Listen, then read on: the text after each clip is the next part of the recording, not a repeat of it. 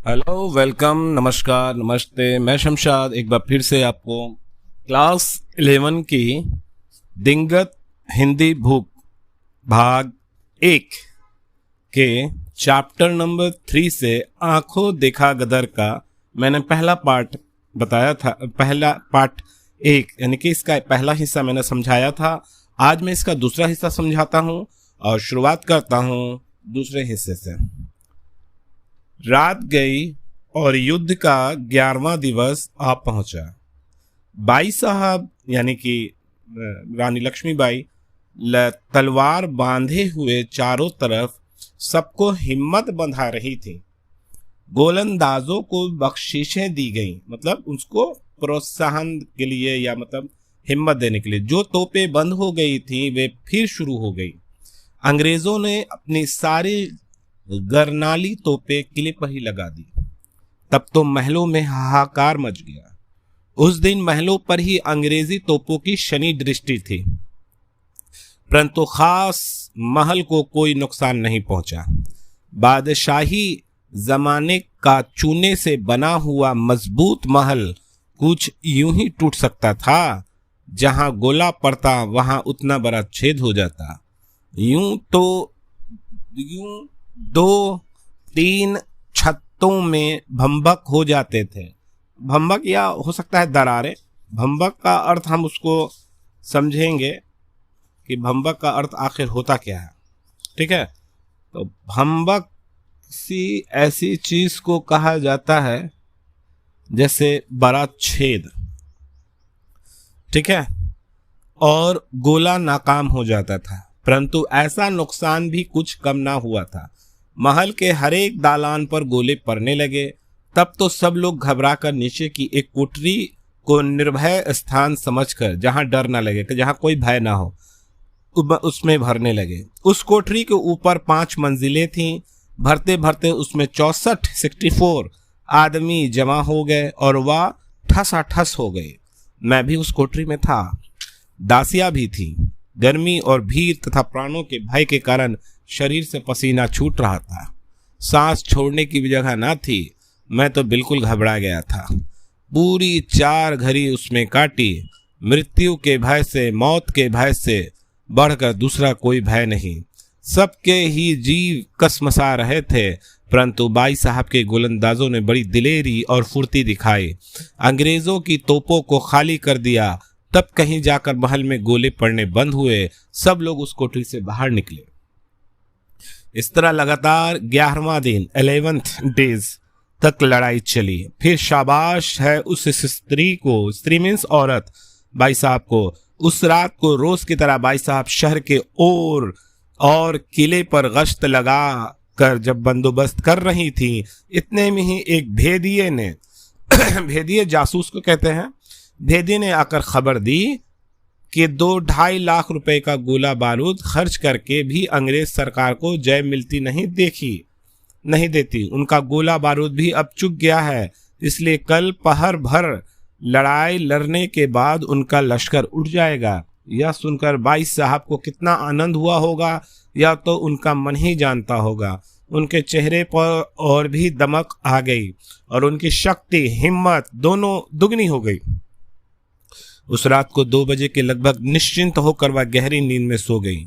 लेकिन बाई साहब के ग्रह अच्छे नहीं थे। लगभग पाँव फटने के समय शहर के दक्षिण बाजू की तोप एकाएक बंद पड़ गई। यह खबर लेकर एक आदमी आया और बाई साहब को जगाकर उसने सारा हाल कहा। सारी हकीकत सुनकर जब सबके पेट में पानी हो गया और हमारे प्राण भीतर ही भीतर घुटने लगे। हर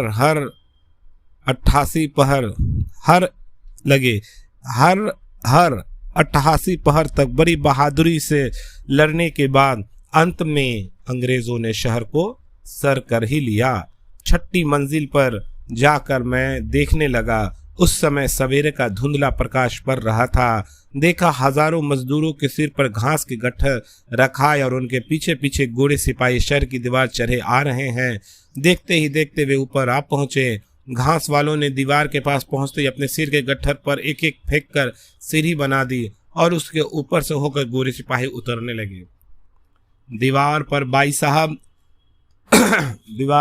साहब के सिपाहियों में से कुछ तो भाग निकले और जो शूर थे उन्होंने यथाशक्ति गोरों को रोका, परंतु वे बेचारे बहुत थोड़े थे इसलिए मार डाले गए। 10-12 मिनट के अंदर हजारों गोरे शहर की दक्षिण दीवार पर दिखाई देने लगे। भाई साहब ने जैसे ही हकीकत को समझा वैसे ही सहस्र भिक्षुओं के डंक मारने के समान उन्हें दुख हुआ। क्या हुआ? सिपाहियों में से कुछ तो भाग निकले थे और जो शूर थे उन्होंने यथाशक्ति गोरों को रोका, परंतु वे बेचारे बहुत थोड़े थे इसलिए मार डाले गए। 10-12 मिनट के अंदर हजारों गोरे शहर की दक्षिण दीवार पर दिखाई देने लगे। भाई साहब ने जैसे इस हकीकत को समझा वैसे ही सहस्र भिक्षुओं के डंक मारने का समान उन्हें दुख हुआ। उन्हें बड़ा बुरा लगा, चेहरे की आब उतर गई, अकल गुम हो गई। अब क्या होगा? अब कैसे होगा? अंग्रेज तो ऊपर आ गए हैं, ये सोच उनके दिल में आ गई। सोने के पहले जो खबर सुनी थी वह क्या थी और अब क्या खबर है? इसका अर्थ क्या है? भय, दुख और आश्चर्य में चित्त ऐसा उद्ग्रीण हुआ कि क्या करना चाहिए उन्हें सूझता ही नहीं था। बाहर आकर शून्य दृष्टि, शून्य मतलब जीरो नजर से वे दक्षिण दिशा की ओर देखने लगी जहां हजारों गोरे सिपाही बड़े चले आ रहे। अनंत जब देखने पर पता चला गोरे सिपाही बड़े चले आ रहे थे, परंतु भाई साहब हम भट्ट भिक्षुओं की तरह कुछ नादान थोड़ी ही थी। भय और विचार शून्यता का क्षण दूर हो गया। तुरंत ही भाई साहब को शुरत्व का आवाज आ गया। 1500 विलायती अर्थात मुसलमान अरब जो बहुत दिनों से उनके यहाँ नौकर थे, उन्हें लेकर खींचकर वे तुरंत ही किले से नीचे उतरी और बड़े दरवाजे से दक्षिण की ओर चल दी। गोरे लोग शहर में आ गए थे, उनकी तलवारें भी मयानों से बाहर निकल आई थीं। सबके पीछे से चलते हुए भाई साहब सेना के मध्य से होकर तलवार लिए आगे बढ़ रही थी। गोरे और विलायती लोगों की तलवारों में गांठ पड़ते ही चारों ओर भीषण दृश्य उपस्थित हो गया कि उसकी उपमा केवल महाभारत के युद्ध से ही दी जा सकती है। 100 तक गिनती गिनने में देर लगेगी, परंतु जोश में भरे हुए विलायतियों की सैकड़ों गोरे मापने में भी उतनी देर न लगी। बाकी जो बचे थे वे शहर में इधर उधर भागकर घरों और पेड़ों की आड़ से बंदूक तानने लगे। पीछे से गोरे लोग आ रहे थे, उन्होंने भी तलवार ना चलाकर दूर से ही गोलियां मारनी शुरू की। उस समय भाई साहब के साथ एक 75 वर्ष का वृद्ध और पुराना सरदार था। 75 वृद्ध, बूढ़ा, उल्ट पसंद, पुराना सरदार। वह आगे आकर भाई साहब का हाथ रोककर कहने लगा, महाराज इस समय आगे जाकर गोली का शिकार होना व्यर्थ है। गोरे लोग इमारतों की आर लेकर गोलियां चला रहे हैं। सैकड़ों गोरे शहर के अंदर आ गए हैं, इसलिए शहर के सब फाटक उन्होंने खोल दिए हैं। इस समय लड़ने से कुछ हासिल नहीं। आप किले में जाकर दरवाजा बंद करके फिर कोई युक्ति सोचे, हमें समय को फिर से लौटा लाना है। यह कहकर उसने भाई साहब को वापस भेज दिया और हाँक मारकर विलायतों से भी लौटने को कहा। सब लोग किले में पहुंचकर फाटक बंद कर बैठ गए। इधर चारों ओर के फाटकों से गोरे अंदर आने लगे और विजन करना शुरू कर दिया। 5 बरस से लगाकर 80 बरस तक जो पुरुष दिखा उसे गोली या तलवार से पार दिया। शहर के एक भाग में आग भी लगा दी। आग पहले हलवाई पूरी से लगाई गई। उस समय शहर में ऐसा आर्तनाद फैला जिसका पार ना था। भेड़िए जब भेड़ों के झुंड पर झपटते हैं तब भेड़ों के प्राणों की जो दशा होती है वही इस समय लोगों की थी।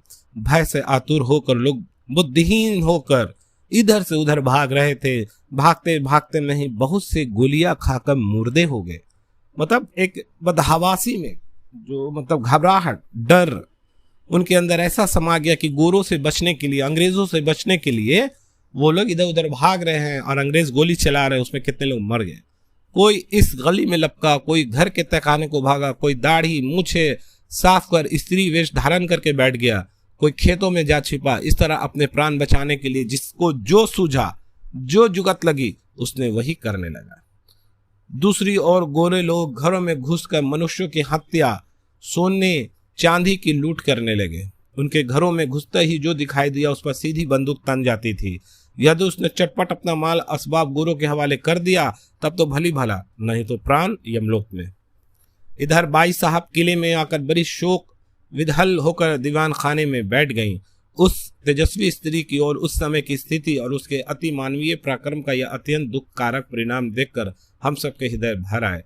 सब लोग इधर उधर चित्रांकन होकर धीरे धीरे यहाँ बातें करने लगे। अब भाई साहब को क्या करना चाहिए, परंतु भाई साहब के पास कोई भी नहीं जाता था। एक पहर के बाद शहर के हाल चाल लेने के लिए बाई साहब छत पर आईं। उस समय शहर का जो दीन दृश्य उनकी आंखों के सामने आया, उसे देखकर उनके आंसू न रुक सके। बाई साहब को यह लगा कि मेरे कारण इन बेचारे निरपराध प्राणियों की जानें जा रही हैं। स्त्रियों यानी औरतों का हृदय दिल बड़ा कोमल होता है। बाई साहब का हृदय दुख और करुणा से इतना ओतप्रोत, मतलब उसमें दिल मतलब सैडनेस इतनी हो गई कि उन्हें यह लगने लगा कि मैं महापातकी हूँ, मेरे वजह से ये सब हुआ है। यह निश्चय उनके मन में कायम हो गया। सब लोगों को बुलाकर उन्हें कहा, स्वार्थी इंसान, उन्होंने कहा, मैं महल में गोला बारूद भर के इसी में आग लगा कर मर जाऊंगी। लोग रात होते ही किले को छोड़कर चले जाए और अपने प्राण की रक्षा के लिए उपाय करें। जिस वृद्ध सरदार ने सवेरे बाई साहब को किले लौटाया था, वही इस समय भी आगे बढ़ा और बाई साहब को दीवान खाने से ले जाकर कहने लगा, महाराज अब जरा शांत हो। ईश्वर ही शहर पर यह दुख लाए हैं और मनुष्य उसका कोई इलाज नहीं कर सकता। आत्महत्या करना बड़ा पाप है। दुख में धैर्य धारण करके गंभीरता पूर्वक सोचना चाहिए कि उससे बचने के लिए आगे कोई रास्ता निकल सकता है या नहीं। आप शूर हैं, रात में तैयारी करके शहर के बाहर निकल जाए, मौका पड़ने पर शत्रु से 2 हाथ लगते हुए घेरा तोड़कर पेशवा से मिला जाए। इस बीच में यदि मृत्यु आ गई तो बहुत अच्छा। यहाँ आत्महत्या करके पाप संचय मतलब जमा करने की अपेक्षा युद्ध में स्वर्ग जितना उत्तम है। इन शब्दों से बाई साहब को बहुत कुछ धीरज बंधा और वे स्वस्थ हुई, हिम्मत बंधी इस बात से। इधर बाई साहब रात के 12 बजे सब तैयारी करके किले के बाहर निकली। मोरो, पंत, तांबे आदि जितने सगे संबंधी थे वे सब भी हथियार बंद होकर घोड़े पर सवार होकर साथ हो गए। हर एक की कमर से मोहरें बंधी थीं।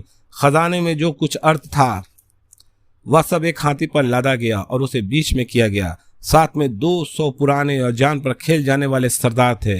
इसके अलावा सवेरे अंग्रेजों के छक्के छुड़ाने वाले 1200 विलायती बहादुर भी चल रहे थे। बाई साहब पजामा, स्टॉकिंग, बूट वगैरह पुरुष वेश धारण किए हुए थीं। तो अभी मैं ये इसका दूसरा पार्ट समाप्त कर रहा हूँ। आशा करता हूँ कि आपको समझ में आया होगा। अगर कुछ त्रुटि हो गई है, कुछ गलती हो गई है, उसके लिए मैं क्षमा प्रार्थी हूँ। कोशिश करता रहूँगा आपको और अच्छा करें। इसका तीसरा पार्ट मैं जल्द ही आपको अपलोड कर दूंगा मेरे वीडियो पर। कृपया कर मेरे चैनल को आप सब्सक्राइब कर दें और बेल आइकन दबाना ना भूलें।